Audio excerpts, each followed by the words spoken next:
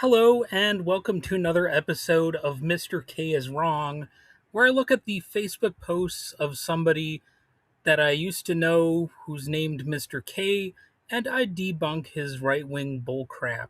So, this time we're debunking right wing ACA and Medicare for All myths that were posted by Mr. K, and let's look at what he shared on Facebook. This was actually a post written by somebody else because Mr. K usually doesn't create his own content. Just to be clear, and this was a link that or a comment on Facebook that he shared. It said, and I'm quoting now: "I'm confused. Why are we hearing Medicare for all by every Democrat that can get their hands on a microphone? I thought Obamacare fixed all that. When it was becoming obvious it was a failure. Obama wanted his name off of it. It evolved into the Affordable Care Act. Anytime they slap a rosy, weak hair punchline to it, you know it's bullshit.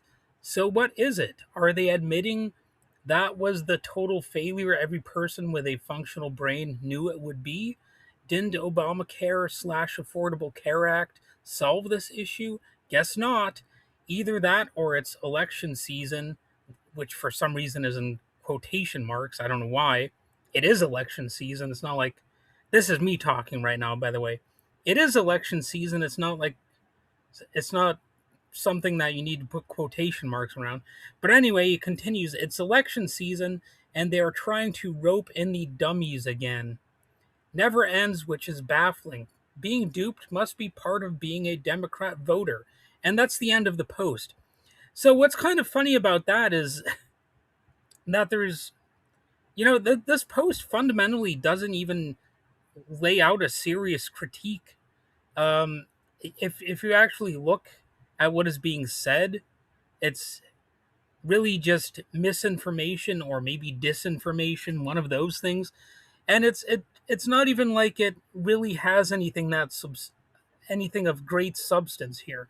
But I'm still going to go through it because it does promote some false ideas. So let's look at why that Facebook post is fundamentally incorrect on the timeline thing, the naming history of the Affordable Care Act or Obamacare, and the policy goals. Let's look at exactly why this post misses the mark.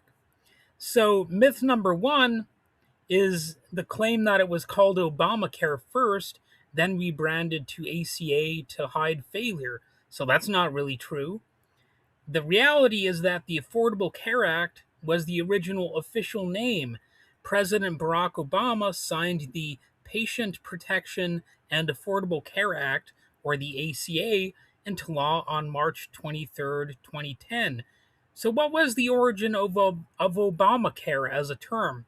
Well, the term Obamacare was actually coined by political opponents and conservative commentators as a pejorative label during the initial debates. So it wasn't something that Obama originally invented or any Democrats. So they're really they're really kind of inverting reality on its head.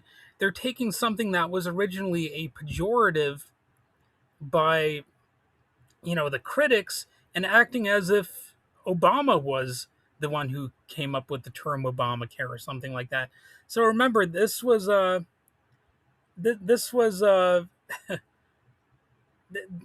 reality was simply that they were trying to find some sort of way to smear this idea, which is weird because it's actually kind of a right wing idea. What we call Obamacare uh, was not actually something that belonged to the far left or whatever. So President Obama later famously embraced the term in a 2012 campaign speech, saying, "I have no problem with folks saying Obama cares. I do care." And the claim that the administration changed the name to escape accountability gets the sequence entirely backward, which is quite often the case with these Republican arguments, just uh, flip responsibility for things. In In this case, it's the very term Obamacare, which Obama, sort of jokingly embraced, and Democrats ended up jokingly embracing it. But it originally was something that they were trying to, the right wingers were trying to employ as a tactic to make the Affordable Care Act look bad somehow. So, you know, I'm not saying the Affordable Care Act was perfect.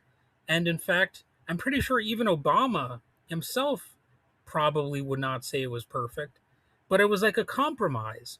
And so that's another thing that makes it kind of silly to just say it's Obamacare, because this was not just the product of President Obama. So let's look at myth number 2. Medicare for all proves Democrats admit the ACA failed. So, what's the reality behind that? Well, this conflates two completely different political philosophies within healthcare policy.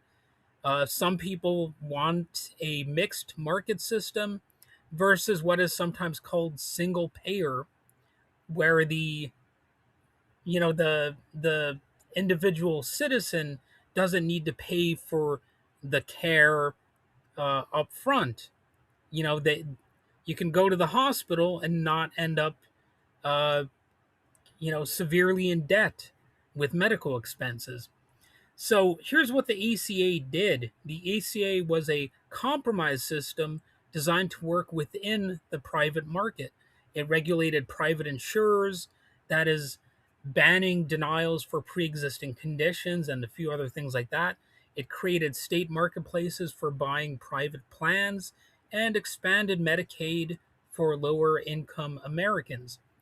And here's why progressive Democrats push for Medicaid for all.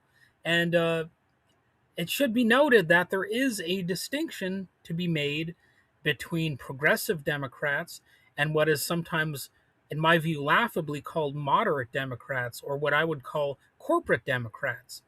So advocates for Medicare for all never viewed the ACA as the ultimate end goal. They view healthcare as a public utility and want a single payer, government funded model that eliminates private insurance companies entirely. So it's a difference in philosophy. It's not like all Democrats were on the same page and like there were no disagreements in the entire history of the Democratic Party. Of course, there were some internal policy disagreements, and this issue is one such example. So, pushing for a different system is not an admission that ACA completely and totally failed, but rather an argument that a private market approach doesn't go far enough to eliminate out of pocket costs and to reel in the corporate profits, or make it so that our healthcare is not entirely dependent upon corporate profits. That sort of thing. So there's a key difference in philosophy, and this dumb little Facebook comment just somehow doesn't understand that. All right, sorry I had to interrupt the recording because I started having a coughing spell because I had eaten some granola before I started the recording process. So, anyway, where was I? Well, we're looking at myth number 3, which is that the Affordable Care Act was a total failure. Now, again, I have to say that this is not me claiming there's nothing wrong with the Affordable Care Act. I'm not saying it's perfect or anything like that. I'm just saying it wasn't a total failure. So the reality is that while the law faced structural challenges such as rising premiums in certain individual markets and legal challenges, calling it a total failure ignores its major systemic impact. So the uninsured rates dropped. Tens of millions of previously uninsured Americans gained coverage through Medicaid expansion and market subsidies. And what about pre existing conditions? That's something that people need to remember about. Prior to the ACA, insurers could only cover or insurers could deny coverage or charge exorbitant rates for pre existing conditions like asthma, cancer, or diabetes. And the ACA outlawed this practice nationwide. So that sounds like a good thing to me. I don't know. It sounds commendable actually. So, what about dependents? Well, young adults gained the right to stay on their parents' insurance plans until age 26. So, that all sounds good to me. In other words, this Facebook post that I'm responding to, well, it was basically trash because Mr. K's entire worldview seems to be just trash overall. All right. So, that's it for this episode. Um, I don't think I have anything else to add other than feel free to like and subscribe, all that kind of stuff. So, yeah, have a good one.